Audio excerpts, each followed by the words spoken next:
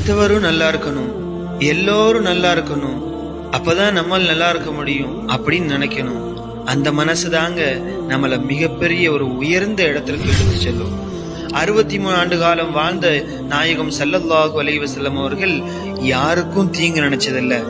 யாரும் இவன் கெட்டு போயிடணும், அவனுக்கு எந்தவித நல்லதும் கிடைச்சிடக்கூடாது அப்படின்னு நினைச்சதில்ல. காஃபிர கூட ஸல்லல்லாஹு அலைஹி வஸல்லம் தாங்கித்தான் பிடிச்சாங்க. அவங்கள பழித்து பேசுறதில்ல, பொறாமை கொண்டதில்ல, அவங்கள வீழ்த்திடணும்னு நினைக்கல, அவங்க சாகடிக்கணும்னு நினைக்கல. என்னைக்காவது அவங்க திருந்தணும் அப்படின்னு தான் ஸல்லல்லாஹு அலைஹி வஸல்லம் நினைச்சாங்க. இன்னைக்கு நம்மள்ட்ட அவன் நல்லா இருக்க கூடாது, இவன் நல்லா இருக்க கூடாது, இவன் எப்படி இந்த அளவுக்கு உயர்ந்துட்டான், இவனுக்கு மட்டும் எப்படி எல்லாம் இதெல்லாம் கிடைக்குது அப்படின்னு சொல்லிட்டு அவனை வீழ்த்தணும் அப்படின்னு இன்னைக்கு நம்மள்ட்ட எல்லா விதமான குரோதங்களும் நிறைஞ்சு போச்சு.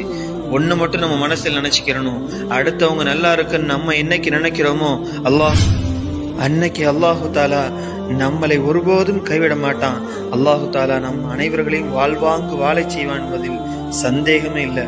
அப்படிப்பட்ட நல்லெண்ணம் படைத்த நல்லுள்ளங்களாக அல்லாஹ் நாம் அனைவர்களையும் ஆக்கியருள் புரிவானாக.